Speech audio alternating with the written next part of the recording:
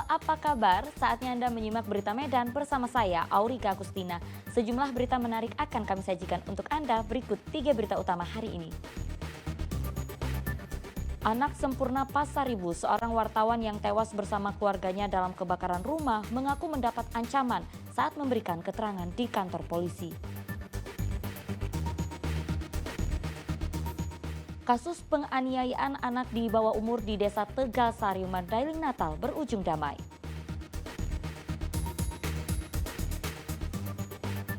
Nekat, seorang juru parkir bermain judi online dengan menggunakan mesin e-parking di Kota Medan.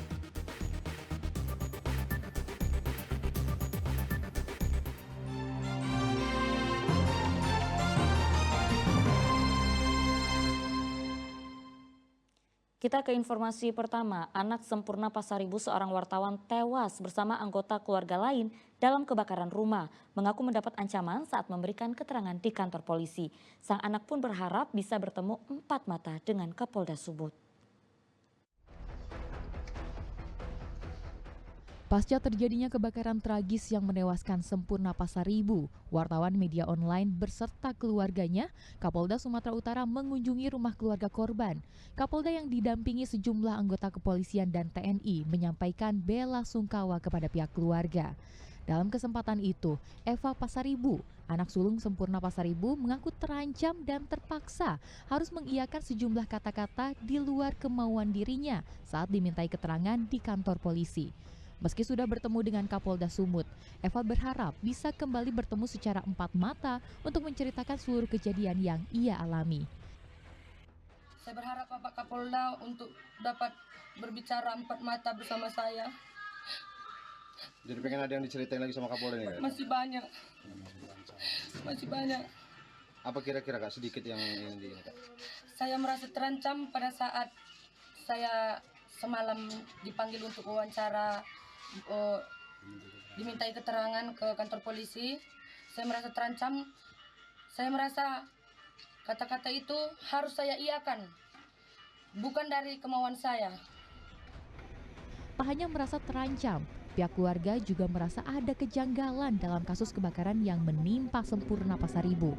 Sebelumnya, hasil investigasi Komite Keselamatan Jurnalis Sumut menyatakan kebakaran terjadi setelah korban memberitakan praktik perjudian di kawasan Padangmas, Kecamatan Kabanjahe, Kabupaten Karo. Dalam pemberitaan dijelaskan adanya dugaan keterlibatan oknum anggota TNI. Hal ini dibuktikan dengan adanya permintaan agar menghapus berita dan postingan korban. Pihak TNI sudah memberikan bantahan keterlibatan anggotanya dan meminta menunggu hasil audit forensik dari polisi. Namun hingga kini polisi belum merilis hasil laboratorium forensik maupun hasil autopsi jenazah para korban. Tutia Lauyah Lubis melaporkan dari Medan. Selanjutnya, kasus penganiayaan anak di bawah umur di Desa Tegalsari, Mandailing Natal berujung damai. Sang anak diduga mencuri rokok dan uang lalu dianiaya oleh sejumlah pemuda dan kepala desa Tegalsari.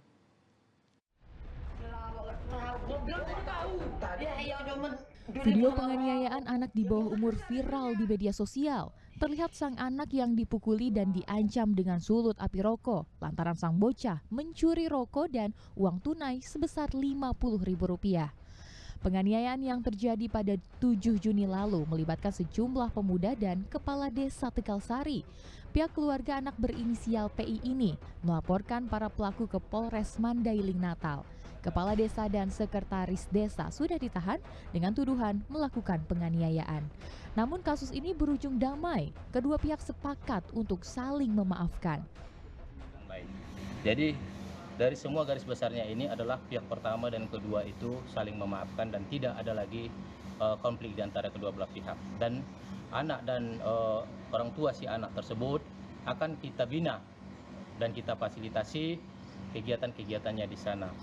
Dan kebetulan Bapak Kepala Desa sekarang Rizal dan sekretaris desanya yang saat ini masih ditahan, dia juga berjanji kepada kita akan membantu anak ini sampai nanti umur 17 tahun. Rencana kita akan membuat rekening bersama untuk kita berikan kepada si anak.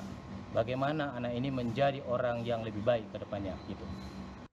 Selanjutnya, Polres Madinah juga akan melakukan pembinaan kepada sang anak dan orang tuanya agar anak berinisial PI ini tidak kembali melakukan pencurian. Yan Asmara melaporkan dari Kabupaten Mandailing, Natal. Dinas Kesehatan Kota Medan telah memeriksa kasus meninggalnya bocah laki-laki berusia 2 tahun yang diduga menjadi korban malpraktik. Korban meninggal saat menjalani operasi bibir sumbing di Rumah Sakit Mitra Sejati. Kasus meninggalnya seorang anak berusia 2 tahun saat menjalani operasi bibir sumbing di Rumah Sakit Mitra Sejati mendapat sorotan publik, termasuk Wali Kota Medan, Bobi Nasution. Dinas Kesehatan Kota Medan pun mendatangi rumah sakit untuk meminta keterangan dan melakukan audit medik terhadap rumah sakit terkait dugaan malpraktik. Dari pemeriksaan yang dilakukan, sejauh ini Dinkes menilai seluruh tindakan yang dilakukan pihak rumah sakit sudah sesuai dengan prosedur. Tetapi jika hasil audit medik menyatakan ada pelanggaran, Pemkot Medan akan memberi sanksi tegas. Kita masih menunggu ya, tapi dari hasil kunjungan kita langsung, kita sudah mendapat keterangan ya bahwasanya mereka itu setelah kejadian itu sudah membuat rapat ya, rapat komite medik. Tapi hasil rapat komite medik sama-sama kami menunggu bagaimana hasilnya secara resmi dari pihak manajemen rumah sakit. Tapi dari hasil kunjungan secara umum bisa kami sampaikan bahwasanya hasilnya itu mereka bekerja sesuai dengan standar prosedur untuk melakukan tindakan medis kepada pasien tersebut. Pihak keluarga menduga korban bernama Atta Raska Kenzi meninggal dunia akibat malpraktik yang dilakukan pihak Rumah Sakit Mitra Sejati Medan. Alasannya, korban sempat disuntik bius dalam operasi bibir sumbing lalu dilarikan ke ICU hingga akhirnya meninggal dunia. Tuti Alawiyah Lubis melaporkan dari Medan. Sementara itu, ibu kandung Atta Raska Kenzi Hamizan, balita yang meninggal dunia saat menjalani operasi bibir sumbing, resmi melaporkan pihak Rumah Sakit Mitra Sejati ke Polda Sumut atas dugaan malpraktik.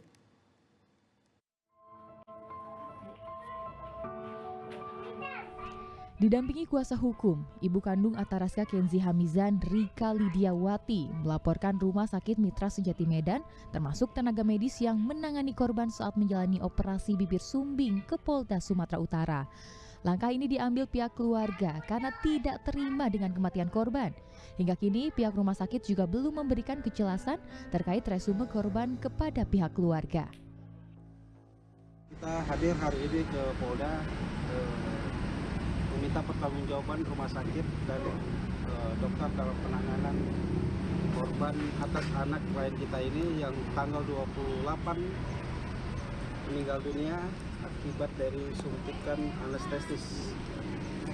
Jadi sampai sejauh hari ini dari tanggal 28 sampai sekarang resume belum juga dikeluarkan sampai hari ini. Sebelumnya pihak keluarga korban sempat mendatangi rumah sakit untuk meminta pertanggungjawaban rumah sakit. Adu mulut terjadi antara petugas rumah sakit dan keluarga Atta Raska Kenzi Hamizan karena pihak keluarga tak terima atas kematian korban. Ini bukanlah operasi bibir sumbing yang pertama. Pada 4 Oktober 2023, Atta Raska Kenzi sempat menjalani operasi di Rumah Sakit Mitra Sejati dan operasi berjalan lancar. Kamis pekan lalu, Atta Raska Kenzi dibawa ke rumah sakit yang sama untuk menjalani operasi bibir sumbing kedua.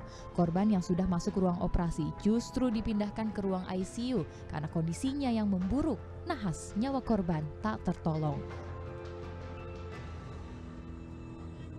Tuti Alawiyah Lubis melaporkan dari Medan.